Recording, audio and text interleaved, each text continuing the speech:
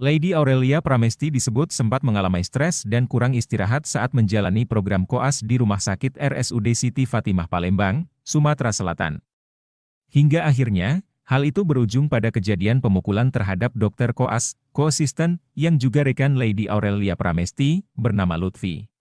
Lutfi dianiaya oleh sopir keluarga Lady Aurelia Pramesti, Datuk, di toko roti kawasan Demang Lebar Daun, Palembang. Sempat ramai beredar penganiayaan diduga dipicu oleh Lady yang tidak terima dengan jadwal jaga saat hari Natal dan Tahun Baru.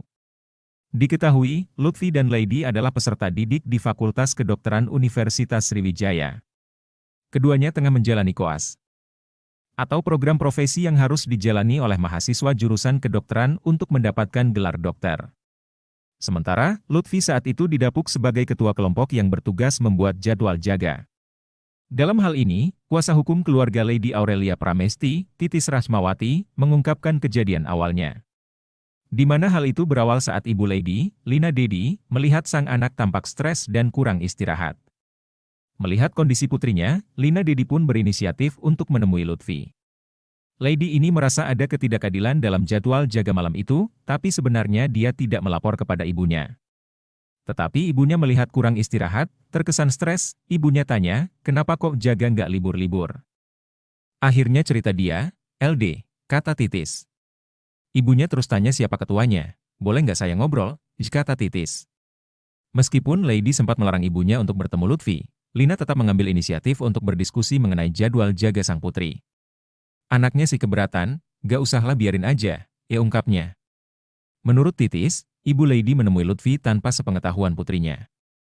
Nah tapi kemudian tanpa sepengetahuan anaknya, ibunya berinisiatif dan menemui si ketua koas itu. Sebelumnya, beredar di sosial media video pemukulan yang dilakukan diduga oleh pihak Lady, yang korbannya adalah seorang dokter koas bernama Lutfi. Kejadian itu terjadi di sebuah kafe yang berlokasi di Jalan Demang Lebar Daun, Palembang. Beberapa orang yang ada di lokasi termasuk seorang ibu-ibu dan rekan korban tampak berusaha melerai, namun tidak meredam perbuatan pelaku yang tetap memukuli korban. Kini sopir keluarga Lina Dedi dan Lady, Datuk alias Fadila, yang melakukan penganiayaan terhadap dokter koas Lutfi sudah menjadi tersangka.